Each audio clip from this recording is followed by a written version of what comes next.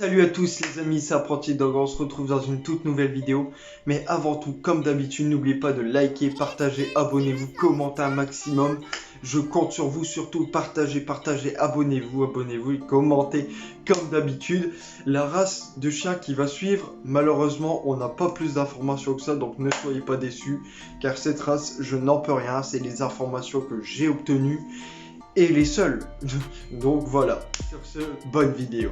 Braque à poil dur de Slovaquie, un chien originaire de Slovaquie, son nom l'indique, c'est très simple à retenir, un chien de grande taille avec une robe plutôt grise, et cette robe sert à peu près de couverture, on va dire, d'environ 4 cm d'épaisseur, pour vraiment lui garantir une rigidité du poil et tout ça, et c'est un chien d'arrêt, qui peut s'exercer dans les bois, dans l'eau, dans les plaines.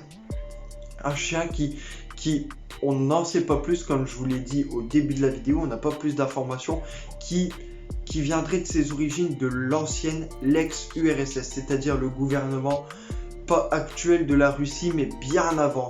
Tout ce qui était Staline et tout ça, c'était une époque sombre pour la Russie. Donc, c'est pour ça qu'on n'a pas plus d'informations, on ne sait pas vraiment quelles sont ses origines, son histoire, comme certains braques comme le braque de Saint-Germain avec des origines qui dataient du XVIIIe siècle avec le roi Louis IV et tout ça. Là on n'a pas plus d'informations, je peux juste vous dire que le braque de Slovaquie, ses origines datent de l'ex-URSS, c'est tout. Ainsi je vous mets les tailles, le poids juste en dessous de la vidéo. J'espère comme d'habitude que ma vidéo vous aura plu, que ces informations vous auront plu. Je vous invite à vous abonner, liker, partager, commenter. Suivez-nous un maximum, partagez un maximum, je compte sur vous.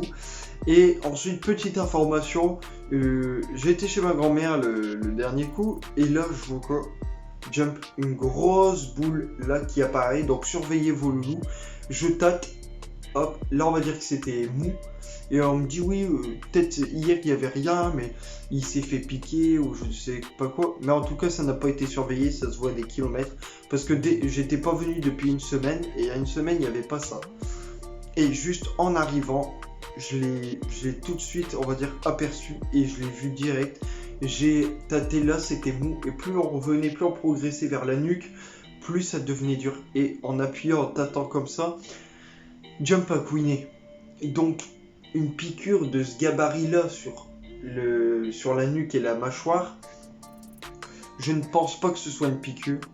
Et surtout que c'est ce que j'ai dit, Jump va avoir 8 ans, donc c'est le moment où il faut plus le surveiller, parce que c'est là que les tumeurs, les kystes et toutes ces maladies, tout ça, qui peuvent justement tuer tout simplement votre chien, c'est là, dès que votre chien devient plus âgé, je vous assure, veillez à le surveiller, parce que déjà en temps normal, je vous dis de le surveiller quand il va dans le jardin, ce qu'il pourrait manger ou quoi, attraper ou peu importe, mais niveau maladie et tout ça, c'est vraiment à surveiller.